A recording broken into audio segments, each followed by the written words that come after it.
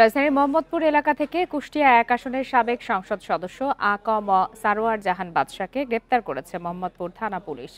মঙ্গলবার দুপুরে মোহাম্মদপুরের বসিলা সিটি ডেভেলপার এলাকার অভিযান চালিয়ে তাকে গ্রেপ্তার করা হয়। পুলিশ বলছে, জুলাই গণ অভ্যুত্থানে ছাত্র জনতার ওপর হামলার অভিযোগ রয়েছে সারোয়ার জাহানের বিরুদ্ধে। বান্ডেল থাকলে প্রতি সেনমানিতে টাকা বাঁচবে। বিকাশ সেনমানি বান্ডেল কিনে জিতুন প্রতি লেনদেনে। মোহাম্মদপুরে ছাত্র জনতার উপর হামলা চালিয়ে হত্যার ঘটনা তদন্তে তার সম্পৃক্ততা পাওয়া গেছে বলেও জানায় পুলিশ। এছাড়া তার বিরুদ্ধে দুর্নীতির অভিযোগ রয়েছে। সারোয়ার জাহানের বিরুদ্ধে এখন আইন অনুযায়ী পরবর্তী ব্যবস্থা নেওয়া হবে বলে জানান মোহাম্মদপুর থানা পুলিশ।